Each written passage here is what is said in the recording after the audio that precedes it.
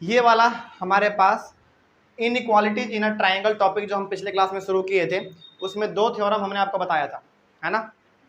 2 theorem हमने आपको बताया था और हमने कहा था कि एक थ्योरम हमारा इसमें और बचता है जो कि बहुत इंपॉर्टेंट है ना।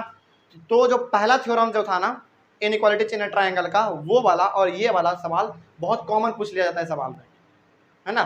तो आपको ये मालूम होना चाहिए। देखिए क्या लिखा हुआ है, लिखा हुआ है कि the sum of any two sides of a triangle is greater than the third side. इसका मतलब क्या हुआ? इसका मतलब ये हो गया कि मान लीजिए यदि ये साइड हमारा 4 है, ये 5 है और ये 6 है, तो इस ट्रायंगल के किसी भी 2 साइड को आप जोड़िएगा ना तो तीसरे साइड से बड़ा ही निकलेगा। जैसे मान लीजिए आप इन दोनों को जोड़ते हैं, कितना हो जाएगा? 9 हो जाएगा। तो ये तीसरे वाले से बड़ा हुआ कि नहीं? 9 हुआ ना। या फिर आप इन दोनों को जोड़िएगा, 11 होगा। थर्ड साइड से बड़ा हुआ कि नहीं हुआ? तो नॉर्मल सी बात हो गई ना कि किसी भी 2 साइड को जोड़िए आप और तीसरे से वो बड़ा निकल जाएगा। ये तो नॉर्मल सा बात हो गया, लेकिन ये सब आपको साबित करना पड़ेगा ऐसा होता क्यों है ना। तो मैथ तो प्रूफ पे ही बेस्ड है ना। चलिए नहीं, इसमें एक एक्सेप्शन आपको मान के चलना पड़ेगा। जैसे मान लीजिए यहाँ पे आपको एक्सेप्शन ये है आपके सामने कि आप 2 एक नहीं ले सकते। एक्सेप्शन ये है कि 2 साइड एक वैल्यू मत लीजिए 2 साइड के लिए। हाँ, वो तो फिर बराबर होगा, वो भी बराबर हो सकता है। जैसे मान लीजिए कि आपने यहाँ पे ले लिया कितना? 4, यहाँ पे भी आपने ले लिया 4 और यहाँ पे आपने ले लिया 8। ये कहना चाह रहे हैं ना आप? तो ए बी 1 हो गया, हाँ, और BC 2 हो गया। एक मिनट, ये 1 और ये 2 और AC हो गया हमारा 5 और ये हो गया हमारा 5। ठीक है, तो हो जाएगा ना बड़ा? हाँ बिल्कुल होगा। इन दोनों को आप जोड़िएगा 1 और 2 को, तो ये से ये बड़ा निकल जाएगा। लेकिन ऐसा होता नहीं। अच्छा, एक थोड़ा सा आप क्लास हमको याद दिलाना चाहें, क्लास 7 में ट्राइंगल चैप्टर है। चैप्टर का नाम है the triangle and its properties NCERT के हिसाब से। उसमें ये कहा गया है, क्लास 7 में आपने चीज पढ़ा भी होगा कि यदि किसी भी ए बी सी किसी भी ट्राइंगल में यदि कोई भी 3 साइड दिया हुआ है, मान लीजिए 4, 5, 6, यदि ऐसा है तो किसी भी 2 साइड को आप जोड़िएगा तो तीसरे से बड़ा निकलेगा। लेकिन मान लीजिए यदि आपके पास केवल ऐसा दिया हुआ हो 4, 5 और 6, यानी कि ट्राइंगल का 3 साइड आपके सामने दिया हुआ है, एक साइड है ये और एक ये और एक ये, तो उसमें कहा गया है कि जब आप 2 साइड किसी भी 2 साइड को आप जोड़िएगा और यदि वो तीसरे से बड़ा निकला तभी आप ट्राइंगल को ड्रॉ कर पाइएगा, नहीं तो नहीं कर पाइएगा। ये नियम कहता है। तो जैसे आपने यहाँ पे कहा कि सर ये आपने 1 ले लीजिए और आप यहाँ पे 2 ले लीजिए, तो इन दोनों को जोड़िएगा फिर भी तो छोटा ही पड़ गया, तो इस हिसाब से आप ट्राइंगल ड्रॉ नहीं कर पाएंगे। नियम कहता है, क्लास 7 का ये बात है, आपको याद दिलाना चाहेंगे हम। मान लीजिए ये क्वेश्चन आपको दिया हुआ है और आपको कहे, सवाल भी इसमें हम आपको याद दिला देते हैं, is it possible to draw a triangle from the length 4 centimetre, 5 centimetre, 6 centimetre? क्या इस लेंथ से आप एक ट्राइंगल ड्रॉ कर पाएंगे? तभी आप ड्रॉ कर पाएंगे ट्राइंगल जब इन तीनों साइड में से किसी भी 2 साइड को जोड़ने पे तीसरे से बड़ा निकल जाए तो आप ट्राइंगल को ड्रॉ कर पाएंगे। यदि वो बड़ा नहीं निकला तो ट्राइंगल ड्रॉ नहीं कर पाएंगे। तो आपके सवाल का जवाब क्या होगा इसका? 2 और 1, 2 और 1 3, लेकिन 3 तो हमारा ये 5 से छोटा है, तो आप ट्राइंगल ही ड्रॉ नहीं कर पाएंगे। यही चीज हमारे क्लास 7 का एक टॉपिक था। चलिए, तो कोई डाउट इसमें अब? लेकिन हम क्या कहना चाह रहे थे यहाँ पे, थोड़ा सा क्लास 7 का तो बात यहाँ पे आपको याद रखना ही रखना है, लेकिन आप हैं अभी फिलहाल क्लास 9th में, तो थोड़ा सा आपको अपना स्टैंडिंग बढ़ाना पड़ेगा। तो नॉर्मल सी बात है कि यदि आप इसमें से किसी भी 2 ट्राइंगल के साइड को आप जोड़िएगा तो तीसरे से बड़ा होगा, है ना। लेकिन कैसे, इसके लिए आपको साबित करना पड़ेगा, है ना। चलिए साबित करते हैं, जरा इसको मिटा दिया जाए, साबित किया जाए। और ये चीज यदि आप समझ गए तो फिर आप बहुत लंबे चीजों को समझ जाएंगे। चलिए, गिवन हम लोग लिखते हैं पहले। तो गिवन तो अभी फिलहाल आपके पास एक ट्राइंगल ही है, केवल ट्राइंगल ABC, यही ट्राइंगल है आपके पास फिलहाल अभी ABC। आपको प्रूव क्या करना है? टू प्रूव आप, चलिए हम मान लेते हैं, सुनिए ध्यान से, हम मान लेते हैं कि ये वाला साइड और ये वाला साइड जोड़ेंगे ना तो बड़ा निकलेगा इस वाले साइड से, मान लेते हैं हम लोग, वही हमको साबित करना है। हालांकि आप इन दोनों को भी जोड़िएगा तो इससे बड़ा निकलेगा, इन दोनों को भी जोड़िएगा इससे बड़ा निकलेगा। तो हम लोग मान लेते हैं कि इसको और इसको जोड़ लेते हैं, जोड़ने पे जो वैल्यू आएगा वो हमारा इससे बड़ा होगा। आप किसी को भी मान सकते हैं, किसी भी दो साइड को मान सकते हैं, ठीक है। लेकिन हाँ, ये दोनों इसलिए मान रहे हैं ताकि सहूलियत नजर आएगा हमको, है ना, अपोजिट है तो थोड़ा सा अच्छा भी लग रहा है देखने में। तो आप यहाँ पे कर लीजिए कि A B plus A C is greater than B C, यानी कि जब आप ए बी और ए सी को आपस में जोड़िएगा तो ये ए सी से क्या निकलेगा, वो बड़ा निकलेगा। ये आपको साबित करना है। अब आगे इसमें हमको कंस्ट्रक्शन का जरूरत पड़ेगा, तो कंस्ट्रक्शन लिखेंगे। कंस्ट्रक्शन के लिए क्या करना है देखिए ध्यान से। अब produce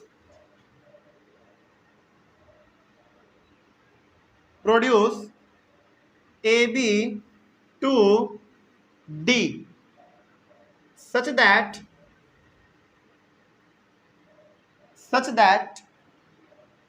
AC is equals to AD, इतना। उसके बाद फिर ज्वाइन AC, अभी आपको समझ में आएगा, AC नहीं DC, ज्वाइन DC समझ में आएगा अभी आपको। देख लीजिए थोड़ा सा ध्यान से, यहाँ पे आपको करना क्या है, इसमें जो आपने कंस्ट्रक्शन में किया है वो कंस्ट्रक्शन आपको यहाँ पे करना है।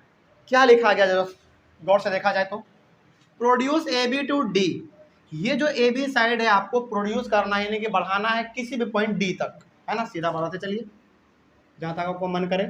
चलिए हम यहाँ पे छोड़ दे रहे हैं, तो ये हमारा हो गया पॉइंट डी, ठीक है।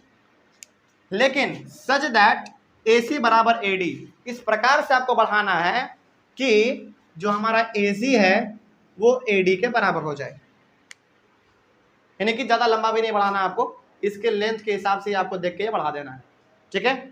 आगे क्या लिखा हुआ है, ज्वाइन डीसी, और डीसी को आप ज्वाइन कर दीजिए।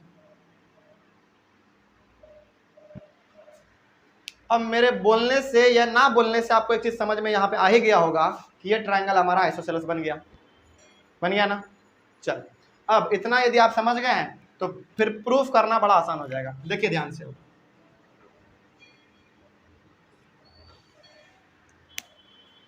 प्रूफ करने के लिए इसमें क्या कर सकते हैं हम, थोड़ा सा आप लोग थोड़ा सा बताइए हमको।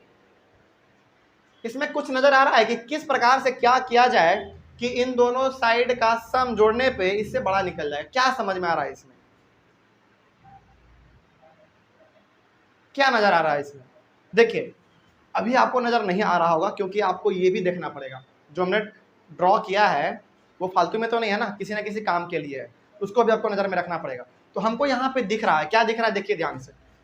जैसा कि हमने कहा था कि यहाँ पे AC जो हमारा AD के बराबर है, यानी कि यदि ये साइड हमारा इसके बराबर है तो आप यहाँ पे लिख दीजिए पहले, AC यदि हमारा AD के बराबर है तो क्या ये ट्राइंगल हमारा ACD एक आइसोसेलेस ट्राइंगल बना, बिल्कुल बना। तो जब आइसोसेलेस ट्राइंगल में हमारे दो अपोजिट साइड इक्वल होते हैं तो दो अपोजिट एंगल भी इक्वल होते हैं। तो आप इसका नाम रख सकते हैं एंगल 1 और एंगल 2, रख दीजिए कुछ भी आप, है ना। तो क्या हम यहां से कह सकते हैं कि angle 1 is equals to angle 2, बताइए कह सकते हैं, यहां तक कह सकते हैं। रीजन आप क्या लिखेंगे, रीजन लिखेंगे angles opposite to equal sides of a triangle are equal.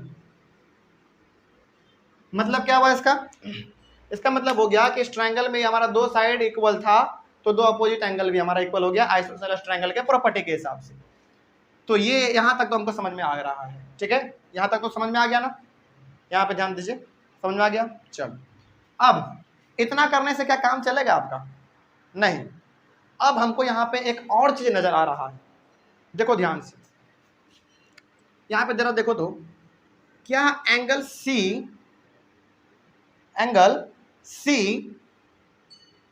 बड़ा है एंगल 1 से, बताओ जल्दी। थोड़ा सा यहाँ पे देखो, एंगल C हमारा ये है, यानी कि ये हमारा पूरा कहा लाएगा ना एंगल C। तो क्या एंगल C हमारा एंगल 1 से बड़ा है, जल्दी देख के बताओ फटाक से। क्योंकि देखो बिल्कुल बड़ा है, ये एंगल C कहने का मतलब है कि यहां से लेकर ये पूरा और एंगल 1 केवल हमारा इतना ही है। तो एंगल 1 क्या है, एंगल सी का एक छोटा सा पार्ट है। तो यहां से हम कह सकते हैं कि एंगल सी जो है वो एंगल 1 से बड़ा है।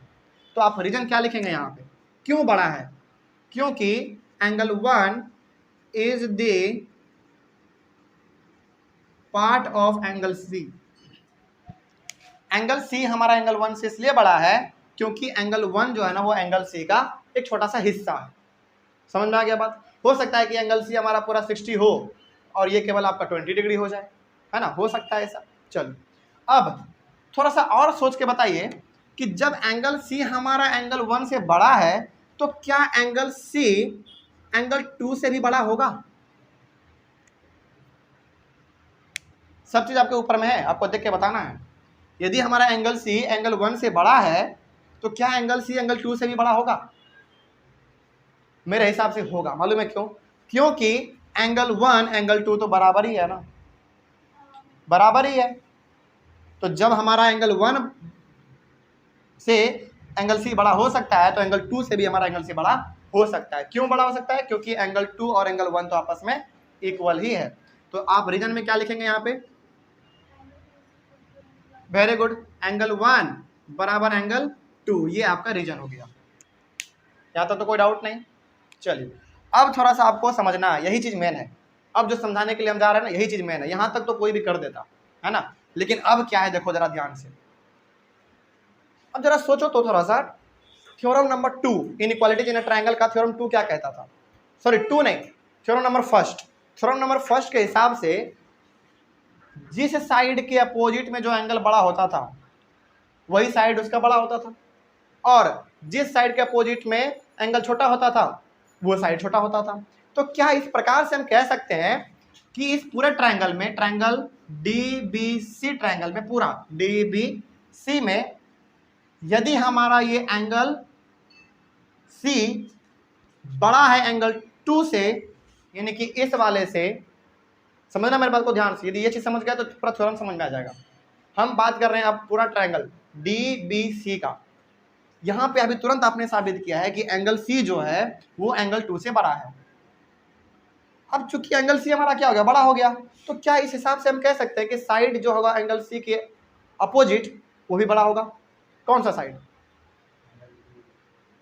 साइड साइड साइड बीडी, क्योंकि हम पूरे ट्रायंगल का बात कर रहे हैं ना, और एंगल सी हमारा क्या एंगल 2 से बड़ा है। तो इस कारण से हम कह सकते हैं कि जो साइड आपका बीडी है वो बड़ा होगा। देखिए ध्यान से, अब इसके हिसाब से बीडी साइड जो है वो बड़ा होगा किस साइड से? बताइए आप लोग। नहीं नहीं नहीं नहीं, बीसी से बड़ा होगा, बीसी से बड़ा होगा। क्योंकि देखिए ध्यान से, एक बार पहले आप यहां पे नजर दौड़ाइए। एंगल सी क्या है? एंगल 2 से बड़ा है। एंगल सी बड़ा है ना, तो एंगल सी के सामने वाला भी पूरा साइड हमारा क्या हुआ? बड़ा हुआ। और एंगल 2 क्या था? छोटा था। तो एंगल 2 के सामने वाला साइड क्या होगा? छोटा होगा। वही तो बात यहाँ पे लिखा हुआ है, समझ के बात को। चलिए अब इतना लिखने के बाद आप यहाँ पे क्या लिख सकते हैं रीजन में? रीजन हम आपको याद दिलाना चाहेंगे, थ्योरम नंबर आपका 2 इनइक्वालिटीज इन अ ट्रायंगल, जो कि हम लोग कल पढ़े थे। उसमें क्या था? उसमें था कि sides opposite to larger angle is longer. याद आ रहा है कुछ? याद आ रहा है? कल हम लोगों ने थ्योरम नंबर 2 पढ़ा था। तो आप यहाँ पे रीजन में लिखेंगे इसके लिए कि sides opposite to larger angle is longer, यानी कि बड़े वाले एंगल के जस्ट अपोजिट में जो हमारा साइड होता है वो भी बड़ा होता है। यहां तक कोई डाउट? चलिए, तो आपने क्या लिखा reason? Sides opposite to larger angle is longer.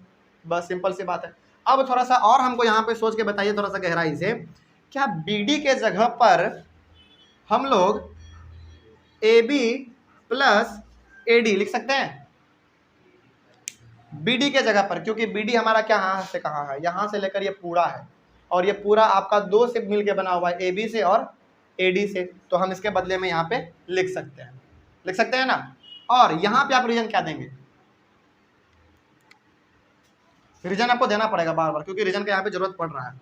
अच्छा एक बात पहले बताइए, बीडी के जगह पर हम लोगों ने ए बी प्लस एडी लिख दिया, ठीक है, तो ये भी हमारा बराबर है, बड़ा है किससे, बीसी से बड़ा है ना। रीजन क्या लिखेंगे आप इसमें, रीजन आप इसमें लिखेंगे बीडी जो है वो AD plus sorry A B plus AD के बराबर है। समझ गए बात को। चलिए अब थोड़ा सा और सोच के बताइए हमको यहाँ पे कि क्या हम लोग यहाँ पे ए बी प्लस एडी के बदले ए सी लिख सकते हैं क्या, ए बी के बदले सॉरी एडी के बदले ए सी लिख सकते हैं, क्यों, क्योंकि हमने कंस्ट्रक्शन में ही साबित कर दिया था कि ए सी जो है वो एडी के बराबर है ना, इक्वल है। तो देख लीजिए आप एडी के बदले ए सी लिख सकते हैं। तो आप यहाँ पे रीजन क्या लिखेंगे, आपको यहाँ पे रीजन लिखना पड़ेगा कि जो हमारा कहाँ गया, हाँ जो AC है वो बराबर है किसके, AD के, ठीक है। अब थोड़ा सा और देख लिया जाए। अब देखना क्या है, जो आपको साबित करना था वो तो आपके नज़रों के सामने है, देखिए जरा ध्यान से। तो यही आपको साबित करना था, AB प्लस AC बड़ा है वो BC से, देख लीजिए यही साबित करना था ना आपको। तो इतना लिखने के बाद आपके पास एक बड़ा ही सुंदर सा शब्द आता है, क्या नाम है उसका, हैंड्स प्रूव्ड, बड़ा अच्छा लगता है लिखने में, लिख दीजिए आप यहाँ पे हैंड्स प्रूव्ड। तो आपको क्या करना है, हर एक स्टेप को फॉलो करते जाना है, और कब ये प्रूफ हो जाएगा आपको भी नहीं मालूम चलेगा ना। हम तो और स्टेप इसमें करने वाले थे, लेकिन हमको मालूम चल गया क्या, ये तो प्रूफ हो गया, तो फिर करने का क्या जरूरत है। तो जब प्रोसेस के साथ चलोगे ना तो अंदाजा नहीं लगता है कि कब प्रूफ हो गया है ना, तो वो चीज़ हो जाता है। चलिए इतना करने के बाद हमारे पास ट्राइंगल इनइक्वालिटीज से, यानी कि इनइक्वालिटीज इन ट्राइंगल से हमारे पास एक सवाल है, बड़ा ही मशहूर सा सवाल है, इसको हम लोग कर लेते हैं। बाकी सवाल आप अपने से ट्राई करेंगे, क्योंकि आपके पास 3 थ्योरम हो गया, पहला दूसरा जो कि हम लोगों ने कल पढ़ा था, और तीसरा थ्योरम आपके पास ये है। और एक सवाल आपको केवल बता दे रहे हैं कि इनइक्वालिटी से सवाल हमारा बनता कैसे है, बाकी बनाना आपको है। उसके बाद कोई डाउट होगा तो आप आके पूछेंगे, कोई डाउट इसमें। चलिए कैसे बनेगा ये सवाल देखा जाए। देखो तो जरा यहाँ पे ध्यान से क्या लिखा हुआ है, और आपके ये चैप्टर का ही लिया हुआ है, आपके ही बुक से है। So that in a right angle triangle the hypotenuse is the longest side. देखिए आपको मालूम है कि राइट एंगल ट्राइंगल में सबसे लंबा साइड कौन सा होता है, हाइपोटेनस होता है, आपको मालूम है, लेकिन ये साबित करके बताना पड़ेगा आपको, ऐसे से काम नहीं चलेगा, साबित करके बताना पड़ेगा। देखिए पहले तो आप एक राइट ट्राइंगल बनाइए, और इसका नाम आप ABC दे सकते हैं, नाम तो कुछ भी दे सकते हैं। और यहाँ पे पहले कहा दिया राइट एंगल ट्राइंगल, तो यहाँ पे आपको 90 तो बना ही पड़ेगा, ठीक है। लेकिन आपको मालूम है पहले से ही कि राइट एंगल है तो ठीक है, राइट एंगल ट्राइंगल है ठीक है, और आपको ये भी मालूम है कि राइट एंगल ट्राइंगल में सबसे लंबा साइड हमारा AC होता है, यानी कि हाइपोटेनस होता है। लेकिन कैसे, साबित तो कीजिए, है ना, साबित करते हैं। देखिए ध्यान से यहाँ पे। अच्छा जरा एक बात बताओ तो हमको, यहाँ पे एक ट्राइंगल का सम कितना होता है, 180 होता है, चाहे वो ट्राइंगल हमारा इक्विलेटरल ट्राइंगल हो, राइट एंगल ट्राइंगल हो, ऑब्ट्यूज एंगल ट्राइंगल हो, एक्यूट एंगल ट्राइंगल हो, कोई भी ट्राइंगल हो, या फिर स्केलर हो, आइसोसेलेस हो, कोई भी ट्राइंगल हो, सारे का सम कितना होगा, 180 होगा। और अकेला ये हमारा 90 है, अकेला 90 है ये, तो क्या इन दोनों का सम 90 के बराबर होगा, ये तो नॉर्मल सी बात होगी, होगा ही होगा, है ना। चलिए अब यहाँ पे आप क्या कर सकते हैं, सुनना मेरे बात को ध्यान से, इसका सॉल्यूशन आपके नजरों के सामने आ गया होगा मेरे हिसाब से। देखिए ध्यान से, यदि एंगल B है 90, तो ये हमारा angle A plus angle C के बराबर होगा। देख लो जरा ध्यान से, कोई समस्या है इसमें, क्या लिखे हैं यहाँ पे, हमने यहाँ पे लिखा है, चलो एक काम करो आप AB सब ये सब ना लिख के, ज़्यादा अच्छा रहेगा कि आप इसका कुछ नेमिंग कर दे, है ना, 1 और 2 कर दे, इस प्रकार से नेमिंग कर ले, ज़्यादा अच्छा रहेगा। अच्छा रख दीजिए, पढ़ा रहे थोड़ा।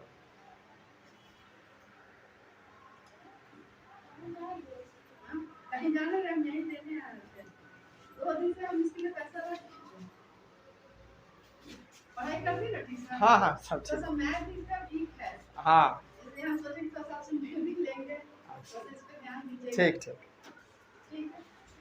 ठीक। देखिए तो जैसे जैसे यहाँ पे तो आपको मालूम है कि 90 डिग्री है, ठीक है। तो आप इसे कुछ नेमिंग कर दीजिए। नेमिंग करने से ये होता है ना कि सवाल बहुत आसान हो जाता है। नेमिंग करने से सवाल बहुत आसान हो जाता है। जैसे अब हमने कहा कि एक ट्रायंगल का सम 180 के बराबर होता है, ठीक है। ये अकेला 90 है, तो ऑब्वियस सी बात है कि इन दोनों को जोड़ने पे भी हमारा 90 होगा, 90 होगा। तो क्या हम यहाँ पे ये लिख सकते हैं, जरा देखिए तो 90 डिग्री बराबर एंगल 1 प्लस एंगल 2। देखिए ध्यान से, यदि ये 90 है तो इन दोनों को जोड़ने पे भी हमारा 90 आएगा, आएगा ना। चलिए अब थोड़ा सा हम लोग और थोड़ा सा गहराई से जानने की कोशिश करते हैं। देखिए ध्यान से, यदि ये हमारा 90 है तो इस एंगल 1 से ये 90 हमारे से हमारा बड़ा रहेगा। जैसे मान लीजिए, देखिए ध्यान से, ये सवाल थोड़ा सा आसान लग रहा है लेकिन जटिल आपको नजर आ सकता है, लेकिन है बड़ा आसान। यहाँ पे यदि ये 90 है तो इन दोनों एंगल के सम के बराबर होगा 90 भी, होगा ना। चलो अब जैसे यहाँ पे 90 है तो मान लो कि एंगल 1 आपका हो सकता है 40 डिग्री और ये हो सकता है आपका 50 डिग्री।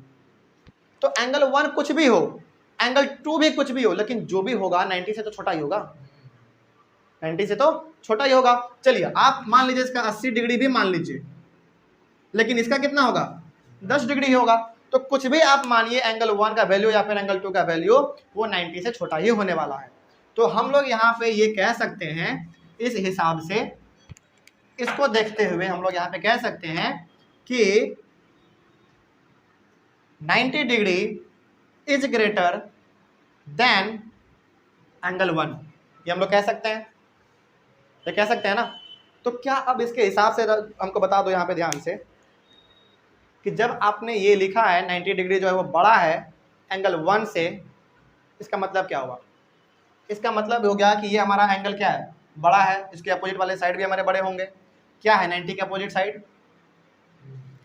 90 के अपोजिट क्या है, AC है ना। तो AC बड़ा होगा किससे, एंगल 1 के अपोजिट वाले साइड से। एंगल 1 के अपोजिट कौन है, BC है, तो BC से ये बड़ा होगा। आप इसको मान लीजिए फर्स्ट, ठीक है। अब दोबारा देखो यहाँ पे, अब दोबारा देखो यहाँ पे, जब 90 हमारा एंगल 1 से बड़ा था तो 90 जो है हमारा एंगल 2 से भी बड़ा होगा, एंगल 2 से भी बड़ा होगा। आपने यहाँ पे एंगल 1 के लिए कर लिया, यहाँ पे आपको एंगल 2 के लिए करना पड़ेगा, ठीक है।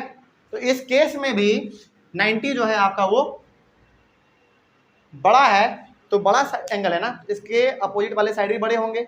तो क्या है 90 के अपोजिट में AC है, तो AC हमारा बड़ा होगा एंगल 2 के अपोजिट वाले साइड से। क्या है एंगल 2 के अपोजिट, AB है, और ये आप मान लीजिए सेकंड, ठीक है।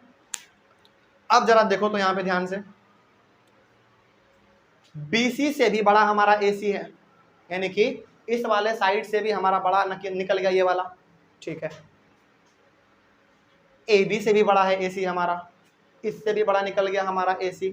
तो क्या हम लोग यहाँ पे कह सकते हैं कि इन दोनों से जब हमारा AC बड़ा है तो क्या हम कह सकते हैं कि hypotenuse is the longest side of a right angle triangle, कह सकते हैं। क्योंकि आपने यहाँ पे दोनों केस लगा के देख लिया, दोनों केस में हमारा जो AC है वो बड़ा निकला।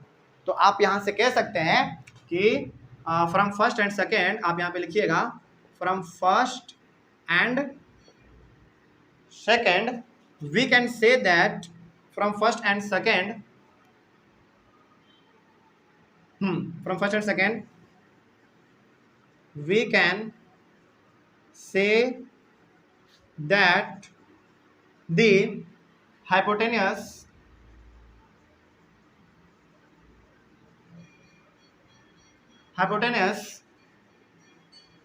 is the longest side of a right angled triangle। तो इस प्रकार से हम लोग पहले और दूसरे को देखते हुए ये कह सकते हैं कि हाइपोटेनस जो होता है वो किसी भी राइट एंगल ट्राइंगल का सबसे बड़ा साइड होता है। समझ के बात को? इजी था, बस कॉन्सेप्ट इसमें आपको लगाना था, है ना। चलिए, तो इस प्रकार से आपके पास और भी सवाल हैं आपके बुक में, तो उसको आप बनाने की कोशिश करेंगे और कहीं पे डाउट होगा तो आप एक बार आके यहाँ पे पूछ लेंगे, है ना। चलिए, तो क्या इसी क्लास के साथ हम इस चैप्टर को खत्म करें? चैप्टर को, केवल एक्सरसाइज नहीं, चैप्टर को, क्योंकि आपके बुक का टॉपिक ही था लास्ट वाला इनइक्वालिटीज इन अ ट्रायंगल, जिसमें कि 3 थ्योरम था। तीनों थ्योरम को हमने आपको बता दिया है और एक सवाल भी आपको बना के दिखा दिया है कि इनइक्वालिटी से सवाल बनता कैसे है। तो इस चैप्टर को समाप्त किया जाए? बोले पहले, इसमें कोई डाउट रहा? चलिए, तो क्लास आज हम लोग खत्म करेंगे ट्रायंगल को, और अगले वाले क्लास में हम लोग एक नए चैप्टर को स्टार्ट करेंगे। पहले आप इसका एक बार स्क्रीनशॉट ले लीजिए, है ना। चलिए, तो आपके पास बुक में 4 और सवाल इस प्रकार का है इनइक्वालिटीज का, उसको आप बनाने की कोशिश करेंगे। कितना है? 5 है, 5 में से एक बता दिए हैं। टोटल 6 है, टोटल 6 है। चलिए, तो 5 बचा, 5 आपको बना लेना है, और यदि कोई डाउट होगा तो आप एक बार पूछ लीजिएगा ना। चलिए, मिलते हैं फिर हम लोग अपने अगले वाले क्लास में एक नए चैप्टर के साथ। Thank you very much and have a nice day.